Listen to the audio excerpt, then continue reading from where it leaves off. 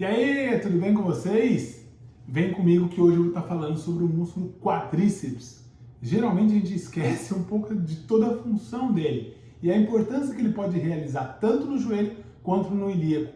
Isso falando de forma unilateral. Então vem comigo, vamos compartilhar essa informação e já começa a dar um joia e enviar para alguém que você sabe que pode ajudar. Vamos lá!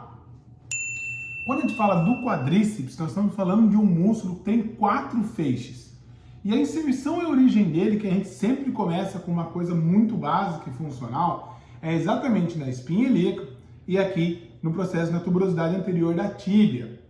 E tem um detalhe, apesar dele sair da espinha ilíaca anterior superior aqui, ele vai automaticamente ter os seus 4 ventres, vai contornar, vai pré-fixar aqui, ó, na parte superior da patela, onde tem uma cartilagem, toda uma estrutura que vai abraçar a patela, vai se transformar no tendão inferior e infrapatelar para depois fixar.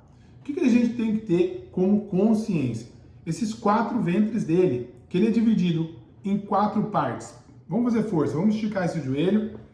Isso. Nós vamos encontrar o seu vasto lateral numa molinha que é mais lateral, porção externa, é o ventre mais distal. Esse é o ventre do vasto lateral.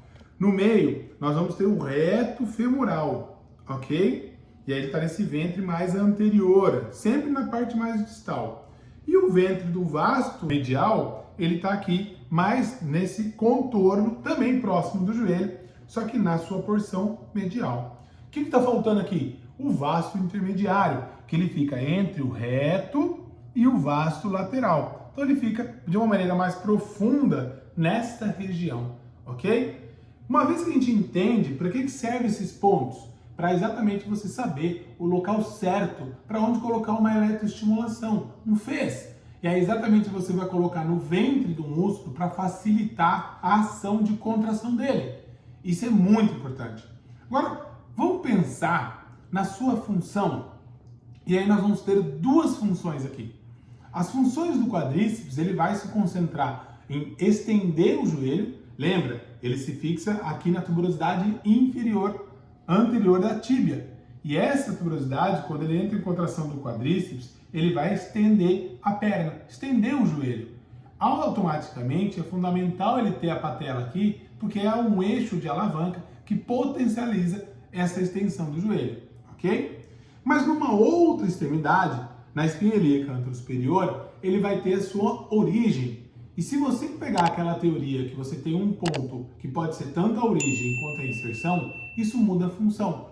Quando você tem a fixação de ponto de origem, a qual ele é o ponto fixo, o ponto móvel vai ser a outra extremidade que vai estender o joelho. Agora, se teu pé está fixo no chão e você tem o teu ponto fixo, o ponto de inserção, o ponto que se vai mover é exatamente o ponto de origem. E aí, se é o ponto de origem vai se mover, o que vai acontecer? O ilíaco vai fazer este movimento, ok? Ele vai fazer uma rotação anterior.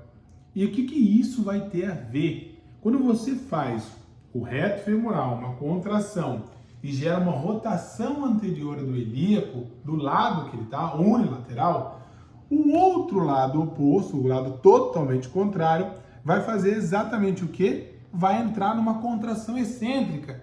Por quê? Porque o isquiotibial, a tuberosidade isquiática, vai se afastar e exatamente o posterior de coxa, os isquiotibiais, vão entrar em contração excêntrica.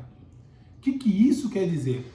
Pega essa dica. Toda vez que você tiver uma lesão, uma disfunção no posterior de coxa, lembre sempre de poder liberar o músculo reto femoral, para que não haja essa rotação do ilíaco e essa distensão do posterior de coxa fique retroalimentando essa distensão. Por quê? Porque ela vai voltar primeiro a uma posição normal, o que facilita a cicatrização, ao invés de estar numa contração excêntrica, onde no próprio passo estira ainda mais.